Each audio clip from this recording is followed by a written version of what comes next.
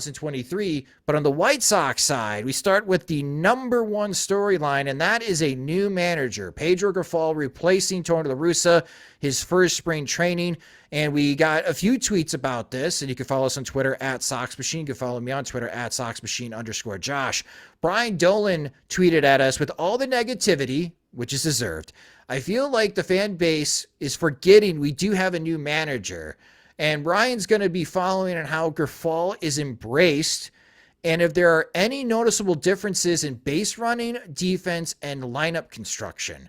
So, Jim, what are your initial thoughts, or what are you hoping to expect from Grifol in his first spring training as a major league manager?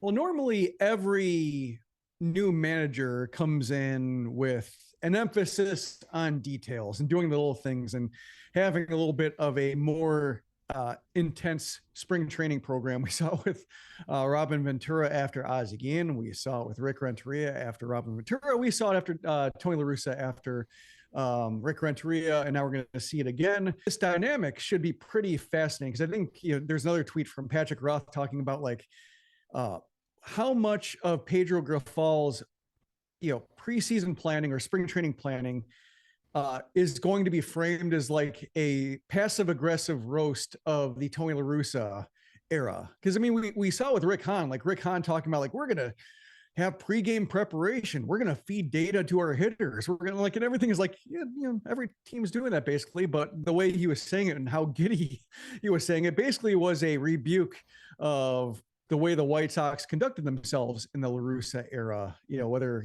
Frank Menachino wanted more data and didn't get it or whatnot. Just talking about the when they had 2/3 of the lineup not being able to run down the first base line and saying that shouldn't have happened.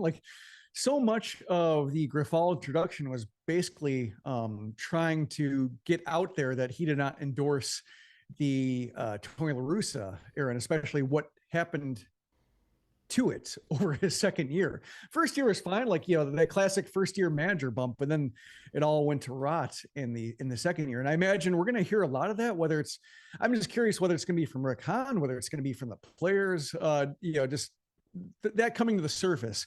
It's going to be very, normally a lot of spring training quotes aren't worth reading unless you're trying to get injury updates or velocity readings or pitching plans, something like that, because everybody looks good. I mean, Tony La Russa loved everybody in spring training. Jonathan Lucroy had a job until he didn't.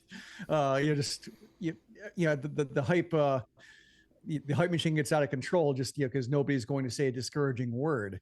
But in this case, I'm looking forward to reading between the lines just to see both what Grifol does and then whether that was even a factor in the previous administration. Yeah, one of our Veterans Committee supporters on Patreon, aloha, Mr. Hand, he tweeted at us how the new coaching staff will mesh with the roster, especially with several of them being gone. And Mr. Hand brings up a good point, Jim, because this took me by surprise when the World Baseball rosters were announced. Jose Ruiz and Kendall Graveman are now participating. The White Sox have 7 of their 26-man roster guys going to be participating in the World Baseball Classic, and then they have a minor leaguer that's going to be participating. So there are 8 players from the White Sox organization part of the World Baseball Classic. No Tim Anderson, no Yohan Moncada, no Luis Robert. Okay, we're going to see a lot of different faces during spring training on that side of the infield and roaming center field. And for Team USA now, you have both Lance Lynn and Kendall Graveman part of the pitching rotation, and Jose Ruiz is going to be pitching as well in the World Baseball Classic.